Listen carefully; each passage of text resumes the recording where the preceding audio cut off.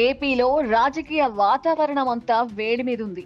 మహానాడుతో TDP సొంత ఎమ్మెల్యేలపై సర్వేతో జనసేన నియోజకవర్గాలకు కొత్త సమన్వయకర్తలను నియమిస్తూ వైసీపీ ప్రణాళికాబద్ధంగా ముందుకెళ్తున్నాయి. ఈ నేపథ్యంలోనే టీడీపీ కంచుకోటలైన పలు నియోజకవర్గాలపై వైసీపీ అధిష్టానం స్పెషల్ ఫోకస్ చేసింది. ఈ లిస్టులో మొదటిగా గన్నవరాన్ని ఎంచుకుంది. ఇన్నాళ్లుగా గన్నవరం అంటే ముందు గుర్తుకు వచ్చే పేరు టీడీపీ తరపున 2 సార్లు ఎమ్మెల్యేగా గెలిచిన వంశీ మూడోసారి ఓటమి చవిచూశారు.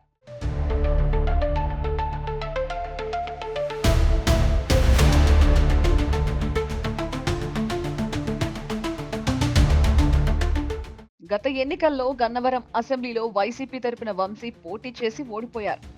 పరాజయాన్ని జీర్ణించుకోలేని ఆయన ఇక రాజకీయాల నుంచి తప్పుకుంటున్నట్లు గతంలో ప్రచారం జరిగింది. గత ప్రభుత్వంలో చంద్రబాబు, పవన్ కళ్యాణ్ పై అనుచిత వ్యాఖ్యలు చేయడంతో వంశీపై రాష్ట్ర వ్యాప్తంగా అనేక కేసులు నమోదయ్యాయి. పోలీసులు ఓ కిడ్నాప్ కేసులో వంశీని అరెస్టు చేసి 100 రోజులకు పైగా జైల్లో పెట్టారు. ప్రస్తుతం వంశీ రూపురేఖలే పూర్తిగా మారిపోయాయి. తాజాగా అనారోగ్య కారణాలతో మధ్యంతర బెయిల్పై వంశీ బయటకొచ్చారు. ఇక ఇదే అదనుగా గన్నవరంలో సానుభూతితో గెలుపు సాధించేలా వైసీపీ వ్యూహం వేస్తోంది.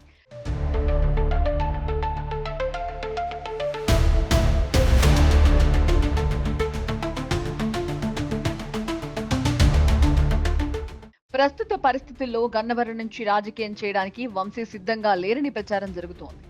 అయితే కూటమి పెద్దలకు బుద్ధి చెప్పాలంటే వంశీ రాజకీయాల్లో ఉండాలని వైసీపీ కోరుకుంటుంది. వంశీకి బదులుగా ఆయన సతీమణి పంకజశ్రీని గన్నవరం నూతన ఇన్ఛార్జిగా ఖరారు చేసినట్లు పరిశీలకులు చెబుతున్నారు. మహిళగా ఆమెకు కూటమి ప్రభుత్వం అన్యాయం చేసిందనే విషయాన్ని ప్రజల్లోకి బలంగా తీసుకువెళ్లి రాజకీయంగా లబ్ధి పొందవచ్చని వైసీపీ ఊహిస్తున్నట్టు తెలుస్తోంది.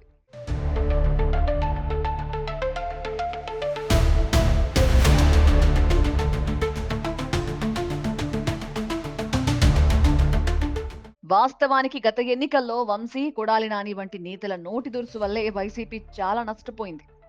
దీంతో ఇప్పుడు వంశీని పక్కకు తప్పించి ఆయన భార్యకు అవకాశం ఇస్తే అది పార్టీకే మంచిదని జగన్ భావిస్తున్నట్లు పార్టీ వర్గాలు చెబుతున్నాయి. ఇప్పటికే ఈ విషయాన్ని వంశీ దృష్టికి కూడా తీసుకెళ్లినట్లు సమాచారం. మొత్తానికి కూటమిపై వైసీపీ వ్యూహాత్మక పోరాటం గన్నవరం నుంచే మొదలవుతున్నట్టు తెలుస్తోంది.